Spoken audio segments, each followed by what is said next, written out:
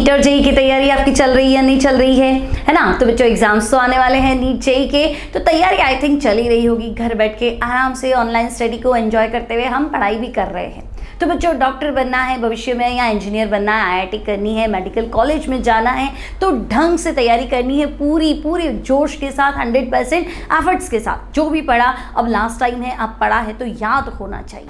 तो बच्चों एक चीज़ और मैं अनाउंस करने जा रही हूँ, हम स्टार्ट करने जा रहे हैं शॉर्ट वीडियोस। शॉर्ट मतलब 1 मिनट से भी कम टाइम में वीडियो।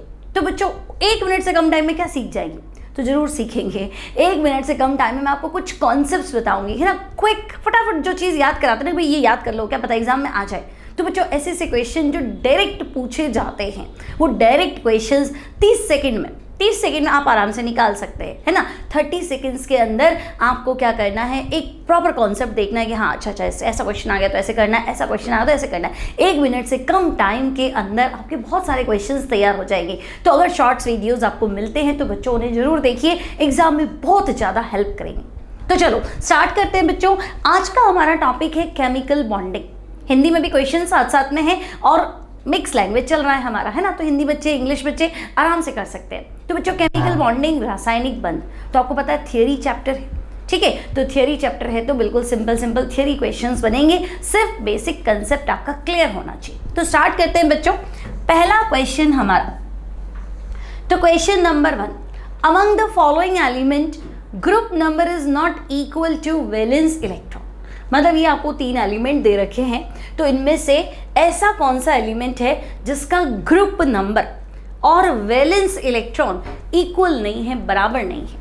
मतलब तो भाई वैलेंस इलेक्ट्रॉन मतलब आउटर मोस्ट शेल, तो किसी के आउटर मोस्ट शेल में मान लो 1 इलेक्ट्रॉन है और ग्रुप नंबर भी 1 है तो बराबर, है ना। और जनरली ऐसा होता ही है, ठीक है। अब आउटर मोस्ट शेल में 10 तो हो नहीं सकते, चलो 2 इलेक्ट्रॉन है तो ग्रुप 2, 3 है तो ग्रुप 3, ऐसे मैच कर रहा है या नहीं कर रहा है, ऐसे आपको देख के बताना है।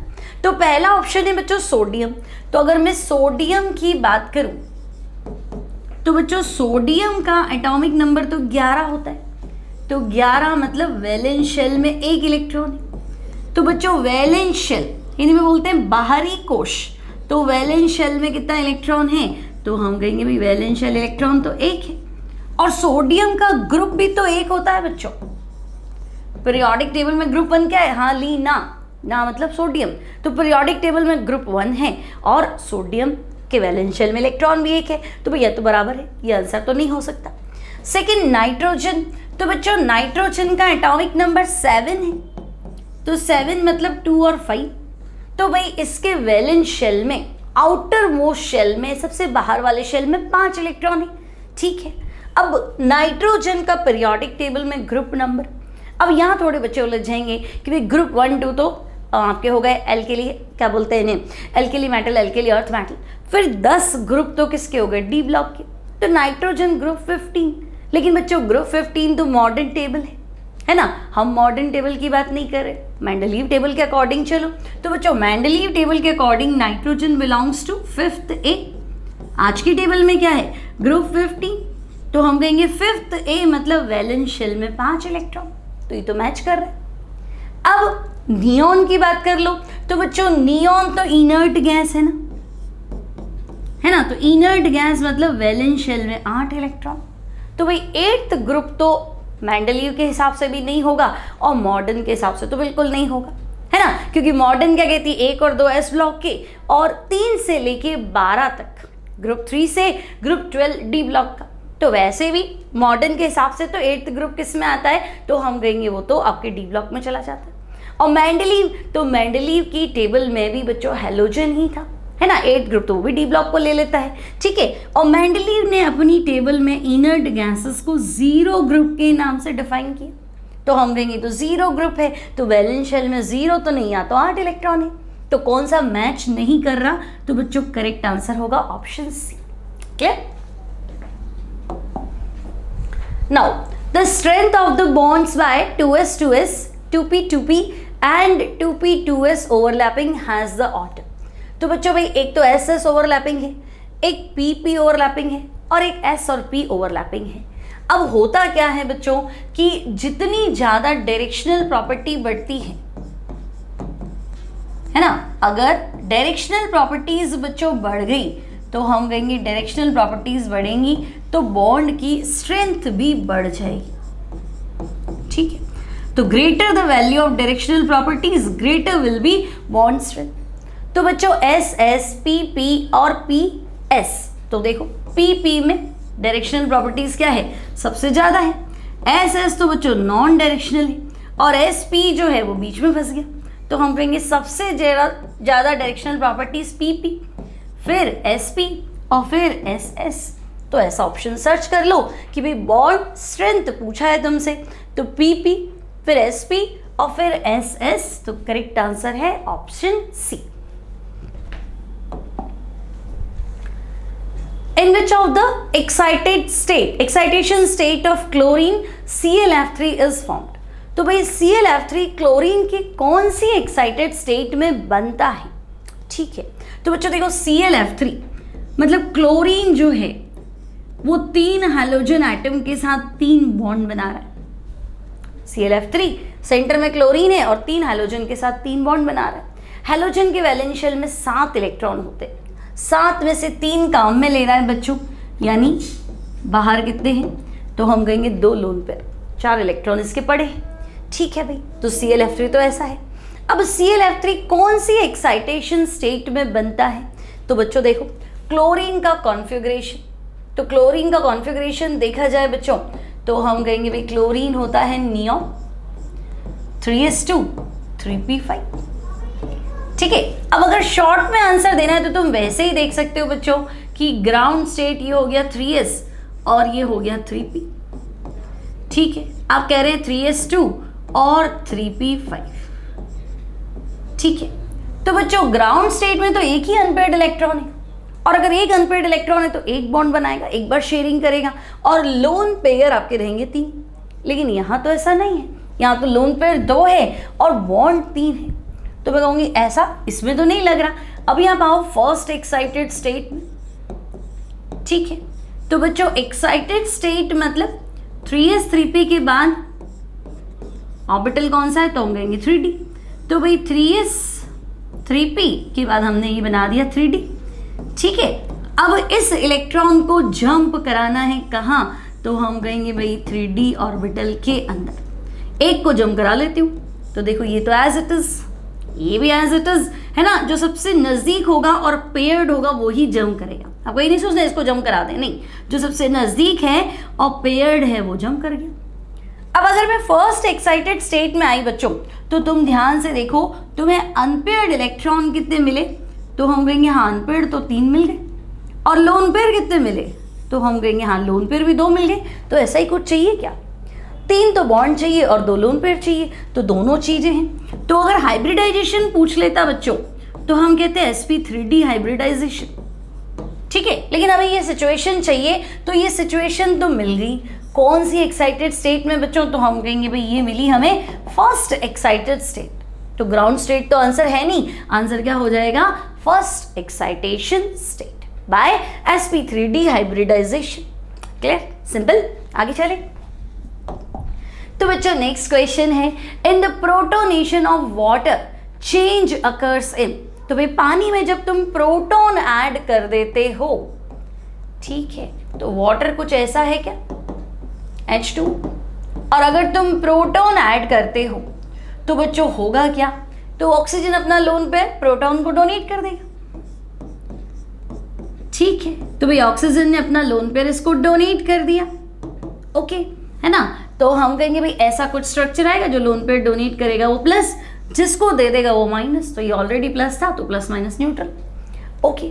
अब ध्यान से देखो बच्चों, तो पहले वाटर कितने बॉन्ड बना रहा था, तो हम कह रहे थे 2, बॉन्ड पेयर 2 है, लोन पेयर भी 2 है, तो bond pair plus lone pair hybridization हो गया sp3। और ज्योमेट्री देखा जाए बच्चों तो ये इन्वर्टेड V है या बेंट है। ठीक है, अभी यहां पहुंचती हूं तो मुझे लग रहा है कि भाई बॉन्ड कितने बने, तो बॉन्ड तो बने 3, लोन पेयर कितने हैं, तो एक तो डोनेशन में चला गया तो 1, तो bond pair plus lone pair यानी कि 3 और 1 4। ये तो पता है ना हाइब्रिडाइजेशन में कितने ऑर्बिटल पार्टिसिपेट करेंगे, तो बॉन्ड पेयर और लोन पेयर को ऐड कर दो। बॉन्ड पेयर मतलब सिर्फ सिग्मा बॉन्ड, सिर्फ सिंगल बॉन्ड वाला सिग्मा बॉन्ड। ठीक है, तो भाई 3 और 1 4, मतलब 4 ऑर्बिटल हाइब्रिडाइजेशन में पार्टिसिपेट करेंगे। तो पहला होता है S, दूसरा P, फिर P, फिर P। P में 3 होते हैं, तीनों काम में ले लो तो sp3। तो भाई मैं यहाँ से यहाँ जा रही हूँ तो मुझे लग रहा है कि नहीं, हाइब्रिडाइजेशन में तो कोई चेंज नहीं है, तो पहला ऑप्शन तो गलत हो गया। अब ये जो शेप है बच्चों, 3 बॉन्ड पेयर 1 लोन पेयर, ऐसा तो हमने अमोनिया में पढ़ा है, और अमोनिया का जो स्ट्रक्चर है दैट इज पिरामिडल। तो हम कहेंगे हाँ बिल्कुल अमोनिया जैसा ही तो है ये, और पिरामिडल। तो शेप चेंज हो गया क्या, बेंट से पिरामिडल, तो हम कहेंगे हाँ शेप चेंज हो गया। तो देखो थर्ड मत कर देना, बच्चे फटाफट में कहते हैं हाँ दोनों चेंज हो जाएंगे, क्योंकि नंबर ऑफ बॉन्ड्स चेंज हुए। तो बॉन्ड चेंज होने से क्या होता है ना, यहाँ बॉन्ड पेयर बढ़ा तो लोन पेयर कम हो गया। तो हाइब्रिडाइजेशन तो अभी भी सेम है, लेकिन शेप ऑफ द मॉलिक्यूल क्या हो गया, चेंज हो गया, बेंट से पिरामिडल। तो सही आंसर है, देखते जाओ कितने आंसर सही है, यानी कितनी तैयारी है, फटाफट पता चलेगा आपको, है ना। चलो आगे बढ़ते हैं बच्चों। तो नेक्स्ट मैं थोड़ा वापस लिख देती हूँ अगर क्लियर नहीं हो। तो बच्चों ये इस तरह का है, CH2 double bond CH, single bond CH2, CH2 C triple bond CH, ठीक है। टोटल नंबर ऑफ कार्बन है आपके पास 6, यानी 1 2 3 4 5 एंड 6।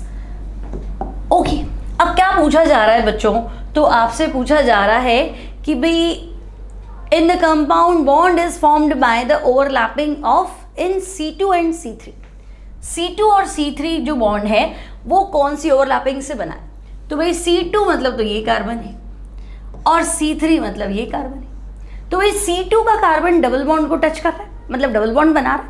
तो बच्चों डबल बॉन्डेड कार्बन, एक साइड डबल बॉन्ड है ना, दोनों साइड नहीं, एक साइड डबल बॉन्ड है, या डबल बॉन्डेड कार्बन का हाइब्रिडाइजेशन होता है sp2, और सिंगल बॉन्डेड कार्बन का हाइब्रिडाइजेशन क्या होता है, sp3।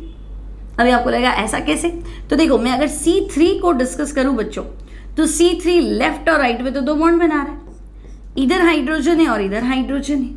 तो मुझे लग रहा है कि भाई ये जो C3 है इसके पास ओवरऑल 4 सिग्मा बॉन्ड है। तो 4 सिग्मा बॉन्ड मतलब हाइब्रिडाइजेशन sp3, ठीक है। और अगर मैं इधर आती हूँ C2, सेकेंड वाला कार्बन है, तो भाई देखो इधर तो डबल बॉन्ड है ना, इधर इसकी वैलेंसी आ गई और इधर H है।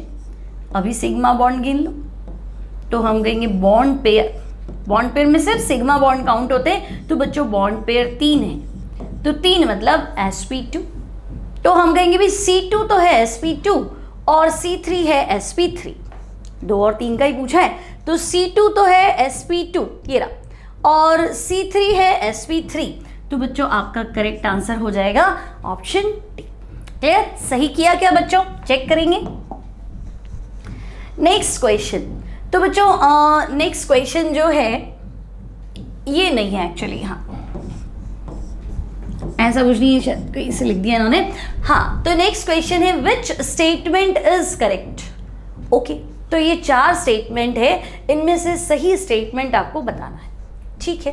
तो देखो all the compounds having polar bonds have dipole moment, है ना। All the compounds having polar bond have dipole moment, मतलब जिसके पास पोलर बॉन्ड है उनका डाइपोल मोमेंट होगा ही होगा। जरूरी है क्या, जैसे कि अगर मैं बात करूं बच्चों कार्बन डाइऑक्साइड, तो C डबल बॉन्ड हो तो पोलर है ना, oxygen is more electronegative than carbon. तो मैं कहूंगी लेकिन ये ज्योमेट्री तो लीनियर है ना, C और O में ऑक्सीजन O की तरफ अट्रैक्ट होते और इधर भी O की तरफ अट्रैक्ट होते, तो ओवरऑल डाइपोल मोमेंट तो 0 हो जाता है ना। या दूसरा एग्जाम्पल ले लेते, चलो BeF2, तो भाई बेरिलियम और फ्लोरीन में फ्लोरीन की इलेक्ट्रोनेगेटिविटी ज्यादा है, ये इधर खींचेगा ये इधर खींचेगा, तो भाई ये बॉन्ड तो पोलर है ना। अगर मैं सिर्फ इस बॉन्ड को देखूं तो ये पोलर बॉन्ड है, ये भी पोलर है, लेकिन डायरेक्शन भी तो है ना, डाइपोल मोमेंट तो एक वेक्टर है, डायरेक्शन पे भी डिपेंड करता है। तो मैं कहूंगी नहीं, डायरेक्शन के हिसाब से तो डाइपोल मोमेंट 0 है, यानी कि पहला स्टेटमेंट सही नहीं है।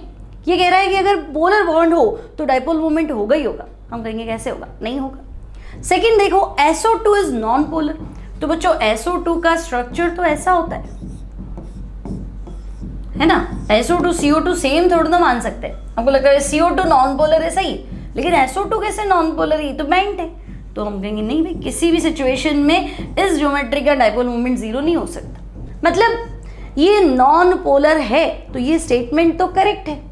ठीक है, और इसने क्या पूछा है, विच स्टेटमेंट इज करेक्ट, तो हम कहेंगे नहीं, अच्छा ये स्टेटमेंट गलत है, नॉन पोलर कहा है, ये तो पोलर है, तो ये भी स्टेटमेंट इनकरेक्ट हो गया। नेक्स्ट है water molecule is non polar having polar bonds, तो भाई वाटर कब से नॉन पोलर हो गया, वाटर में बॉन्ड भी पोलर है और इसका स्ट्रक्चर भी देखो तो बेंट है, तो हम कहेंगे नहीं, वाटर का तो डाइपोल मोमेंट होता है 1.8 डिबाई के आसपास होता है, तो म्यू जीरो तो नहीं है। Now PH3 is polar molecule having non polar bond, तो P और H बॉन्ड को अगर मैं देखूं तो बच्चों फॉस्फोरस की इलेक्ट्रोनेगेटिविटी होती है 2.1 और हाइड्रोजन की भी इलेक्ट्रोनेगेटिविटी क्या होती है 2.1, तो अब जब दोनों ही लगभग बराबर या बराबर ही है तो फिर प्लस माइनस तो नहीं कर सकते, तो मैं कहूँगी हाँ PH बॉन्ड जो है वो नॉन पोलर है।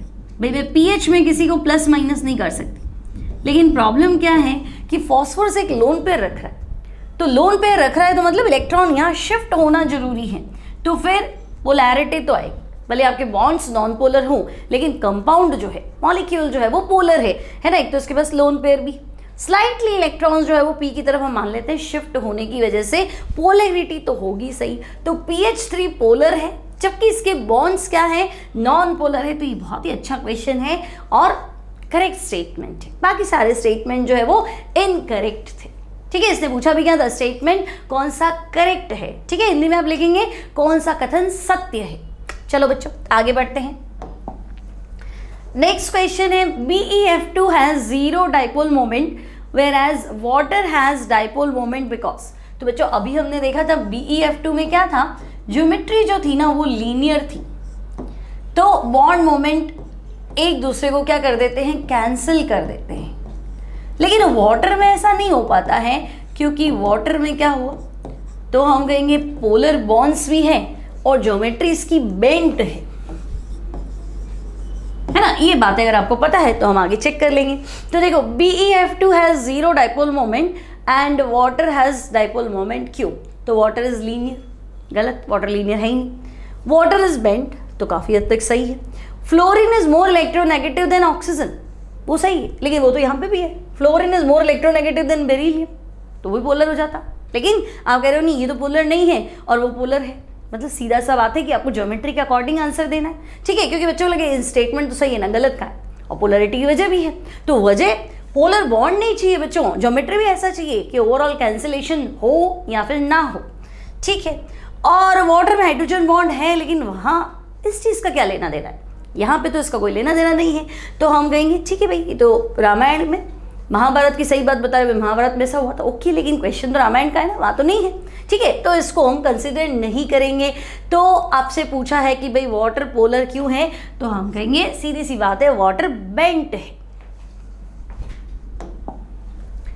Now the ion that is iso electronic with CO and having same bond order, तो बच्चों एक तो CO में जितने इलेक्ट्रॉन हैं उतने के उतने इनमें से किसी के पास होने चाहिए और बॉन्ड ऑर्डर भी सेम होना चाहिए, तो हम दो चीज़ें कैलकुलेट कर लेते हैं भाई। CO में इलेक्ट्रॉन, तो कार्बन में 6 इलेक्ट्रॉन और ऑक्सीजन में 8 इलेक्ट्रॉन, तो 6 और 8 कितने हो गए 14, तो 14 इलेक्ट्रॉन ढूंढ लो।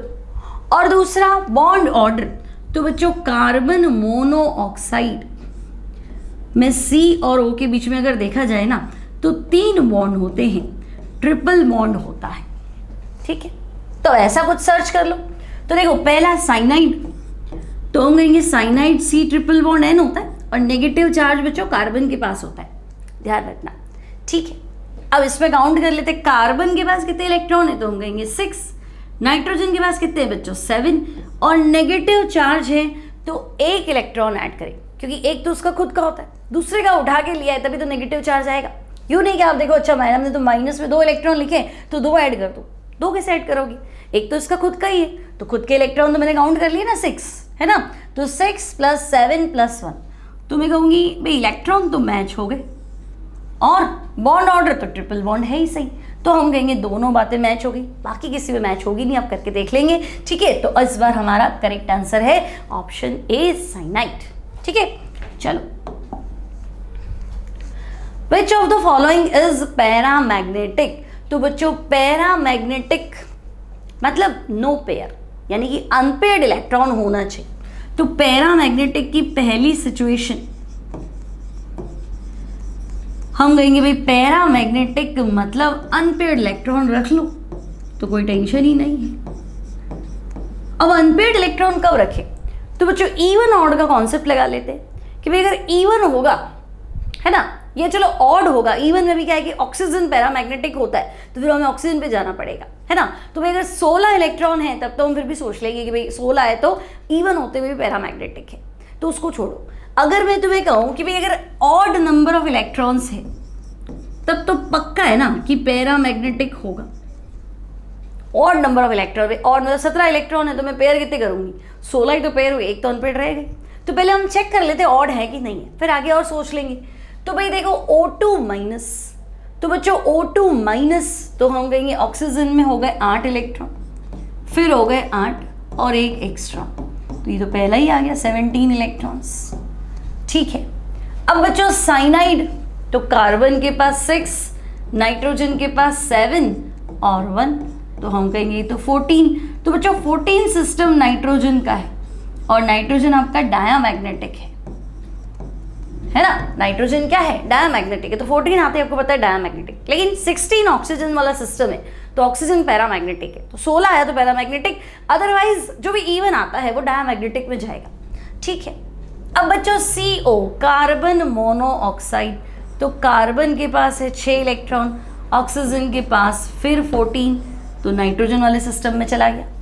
अब NO+, तो बच्चों नाइट्रोजन के पास 7, ऑक्सीजन के पास 8 और एक कम कर दो तो हम कहेंगे तो फिर 14 हो गया। और वैसे भी देखो बच्चों 3 ऑप्शन 14 है तो वो तो वैसे ही आंसर नहीं हो सकता। अगर मैं इसको कंसिडर करूंगी तो सेम रिजल्ट यहाँ, सेम रिजल्ट यहाँ, तो 3 एक जैसे, तो ये तो वैसे ही नहीं है। तो फिर करेक्ट आंसर क्या है? जो डिफरेंट है। और वैसे भी हमने देख लिया अनपेयर्ड इलेक्ट्रॉन होंगे, तो correct answer is O2 minus super oxide ion. In coordinate bond, the acceptor atoms must essentially contain its valency shell and orbital. तो बच्चों कोऑर्डिनेट बॉन्ड में 2 होते हैं, एक तो डोनर एटम और एक रिसीवर एटम। तो हम कहते हैं मान लो ये A to B coordinate bond ऐसे बना, तो भाई ये अपना लोन पेयर इसको डोनेट करता है, तो जो लोन पेयर डोनेट करता है दैट इज डोनर एटम, और जो एक्सेप्ट करता है वो रिसीवर या एक्सेप्टर एटम। और बॉन्ड को हम एरो से शो करते हैं, कोऑर्डिनेट बॉन्ड। ठीक है, तो भाई ये कह रहा है कि एक्सेप्टर एटम के पास क्या होना चाहिए। तो आप लोन पेयर रख रहे हो तो लोन पेयर को रखने की जगह तो होनी चाहिए, तो हम कुछ हो ना हो एम्प्टी ऑर्बिटल होना चाहिए। मैं आपको कोई सामान दिया तो सामान रखोगे कहाँ पे? तो अगर लोन पेयर डोनेट किया तो उसको रखने के लिए एक वेकेंट ऑर्बिटल चाहिए। तो भाई मुझे इतना देखना है कि भाई एम्प्टी ऑर्बिटल होगा तो काम चल जाएगा। ठीक है, तो ये कह रहा है essentially contain its valency shell orbital. ठीक है, तो ऑर्बिटल कैसा होना चाहिए? With paired electron. तो अगर ऑर्बिटल में पेयर्ड इलेक्ट्रॉन है तो मतलब नहीं। सिंगल इलेक्ट्रॉन, तो आपको पता है एक ऑर्बिटल में 2 इलेक्ट्रॉन आ सकते हैं, तो आप एक पहले से ही बिठा चुके हो तो फिर पेयर को कहाँ बिठाओगे? तो वो भी नहीं। नो इलेक्ट्रॉन, तो नो इलेक्ट्रॉन मतलब खाली। अभी देखो कितना स्मार्ट है, डायरेक्ट दे सकता था आपको एम्प्टी ऑर्बिटल, खाली ऑर्बिटल चाहिए, रिक्त कक्षक, लेकिन थोड़ा घुमा दिया इलेक्ट्रॉन इलेक्ट्रॉन, तो बच्चा उलझ जाता रही क्या इलेक्ट्रॉन तो पड़ा ही नहीं। लेकिन नो इलेक्ट्रॉन मतलब वेकेंट ऑर्बिटल ही तो हुआ। तो बच्चों करेक्ट आंसर यही है, विद नो इलेक्ट्रॉन, खाली ऑर्बिटल होना चाहिए। The bonds present in N2O5, तो बच्चों डाई नाइट्रोजन पेंटा ऑक्साइड, अगर आपने NCERT में इसका स्ट्रक्चर देखा है तो इस तरह का स्ट्रक्चर है, एंड डबल बॉन्ड हो, कोऑर्डिनेट बॉन्ड हो, नाउ अगेन डबल बॉन्ड हो एंड कोऑर्डिनेट बॉन्ड हो।